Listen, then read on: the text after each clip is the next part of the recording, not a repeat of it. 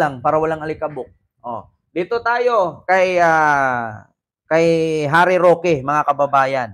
DOJ susubukan na harangin ang hiling ni Attorney Roque na political asylum sa Netherlands. Oh, dapat doon mo hinila 'yun, dash papunta sa pinto. Di ba? O, Pinky MA, hello po sa iyo dyan, ma'am. Ma'am Rebecca Lagmay at kay Maritel TY. May galab shout out po. So ito Harry Roque.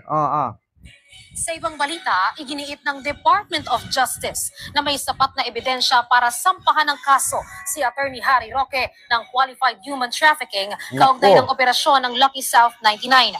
Dahil dito, sinabi ng DOJ na tinututukan ang plano ni Roque na kumuha ng political asylum sa the Netherlands. Narito ang sentro ng balita. Hello po.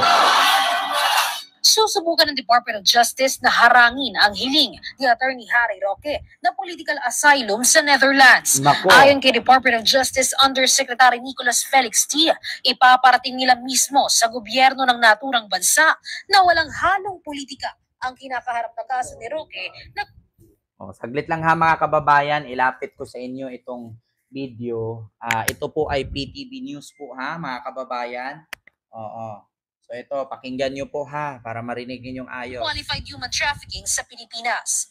Ipaparating talaga namin sa pamahalaan ng Netherlands to, ipapakita namin sa kanila na itong kaso na to ay hindi talaga case of political persecution dahil maliwanag, human trafficking to. Hindi naman to yung mga kaso na may kadalasan may bahid ng politika. Sabi pa nga ni T, matagal na naman anya talagang paratang ni Roque na political persecution ang ginagawa sa kanya sa Pilipinas. Pero para sa DOJ, malinaw na may sapat na ebidensya para sampahan siya ng kasong human trafficking dahil lumutang talaga ang pangalan niya na Nako, nakita nyo mga kababayan, sasampahan ng human trafficking at haharangin ng Department of Justice, at pupunta nga daw at ipaparating nila sa Netherlands itong kaso ni Roque na human trafficking. Nako, Harry Roque. At take note mga kababayan, according nga sa narinig ko sa balita, na mismong si Senador Risa Hontiveros ipapa-praise ang pera ni Harry Roque. Nako, namumulubi na nga Di ba?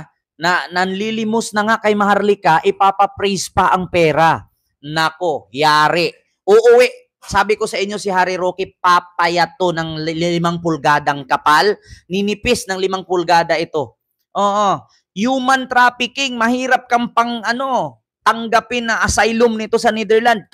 Kahit sinong bansa naman.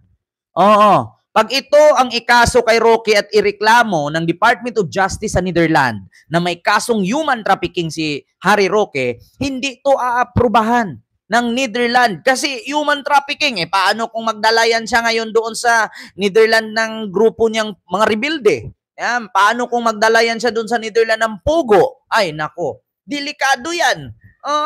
Kaya eto na mga kababayan, goodbye asylum. Haharangin ng DOJ ang asylum na pag-apply ni Roque. Iginiit ng DOJ na may matibay na ebidensya para sampahan ng kaso si Roque. Eto na, patuloy natin. Sangkot umano sa operasyon ng Pogo sa Porac, Pampanga. Maliwanag, kasi yun tinira ng PAOK at ng CIDG itong Porac sa Pogo, wala naman silang intensyon na idamay si Attorney Harry Roque. Wala tayong magagawa. Lumutong yung pangalan niya. Pagtapos lumutong yung pangalan niya, dami niya mga sinabi na nakasama pa lalo para sa kanya. Kaya wala din magagawa yung pamahalaan. At alam naman natin, seryoso tayo dito sa laban natin kontra illegal Pogo. Matatandaan na sinampa ng DOJ ang kaso sa korte sa Angeles, Pampanga. Dahil lumabas umano sa investigasyon na bukod sa pagiging abogado, siya rin ay lumapit sa PAGCOR para magkaroon ng lisensya ang naturang Pogo. Bagamat depensa ni Roque, siya ay abogado ng Whirlwind Corporation at hindi ng Lucky South 99, tinuring ng mga piskal na iisa ang dalawang kumpanya. Sa oras naman na ilipat na ang kaso ni Roque sa Pasig City Court, alinsunod sa utos ng Korte Suprema, hihintayin ng DOJ ang arrest warrant. Nako, Harry Roque. Welcome home, Harry Roque. Nako, ayan na. Inaantay na lang ng DOJ ang arrest warrant mo at mailipat na sa Pasig, na court. Kapag meron ka ng arrest warrant sa kasong human trafficking, Sabi ko sa iyo, Harry Roque, Interpol na ang huhuli sa iyo. At eto pa nga, bali-balita ko nga at narinig ko mismo kay Senador Risa Hontiveros, ipapapraise nga daw ang account. Ngayon, syempre, ang pera ni Roque, hindi tayo naniniwala na si Roque nagdadala ito ng pera na cash. Kasi unat sa poll, unat sa poll mga kababayan, alam nating mga Pilipino na kapag tayo'y nagbitbit ng more than 1 million pesos palabas ng bansa, ay mahuhuli po tayo kasi money laundering po ang kaso natin. Sa madaling salita, ang pera ni Roque ay nasa bangko pa rin ng Pilipinas. So, ang gagawin niya doon, swipe, withdraw, swipe.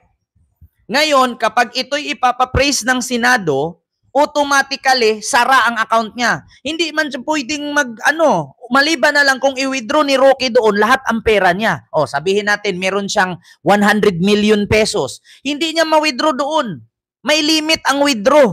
Maliban na lang kung ilang araw na siya doon, araw-araw siya. Katulad sa akin, pwede naman akong mag-withdraw pero i-a-adjust ko yon. Merong adjustment sa withdrawal ha. Pwede kang maglagay doon 250,000. Yan ang pinakamataas na withdrawal sa bangko. 250,000. Di ba dati ang bangko mo is 3 times ka lang mag-withdraw sa isang araw. 3 beses lang, 10,000, 30,000 lang. Pang-apat, hindi na pwede pagkabukas na ulit yung another 3 withdraw. Ngayon, pwede kang mag-withdraw kahit 10 according sa limit na adjustment. Ngayon, hindi ka pwedeng mag-withdraw ng 1 million sa isang araw lang. Ngayon, pag ipapraise ng bangko ang pera ni Roque sa pamamagitan ng Senate, sabi nga ni Risa Hontiveros, walang pera si Roque. Anong gagawin niya doon? Anong apply niyang trabaho doon? Hindi naman siya tatanggaping dancer doon. Sa taba ba naman niya? Sinong tatanggap? Hindi rin siya pwedeng tanggaping singer doon kaya hindi naman siya singer. Hindi rin siya pwedeng tanggapin na doon, waitress. Baka hindi pa narating sa nag-order yung pagkain, kinainan niya. Di ba? Comment kayo dyan, mga kababayan. Ma'am Miriam De Los Santos, Miguel Love, shoutout sa $10. Thank you so much po. $10 super sticker. Comment kayo kung mali ba ang akin. Ang pagkakaalam ko kasi, kapag nasa ibang bansa ka, limitado ang pag-withdraw mo.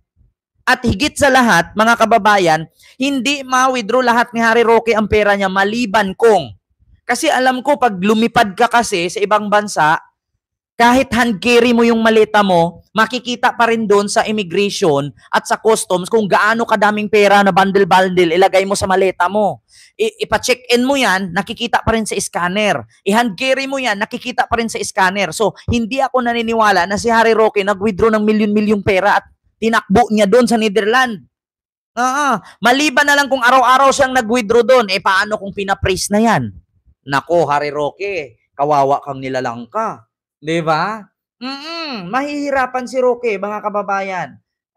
May kaso na, ipapraise pa ang pera. Kahit wala siya sa Pilipinas, maaari pa rin siyang ipahabol sa International Police Crime Organization o Interpol. Maaari natin ipawalang visa yung kanyang passport.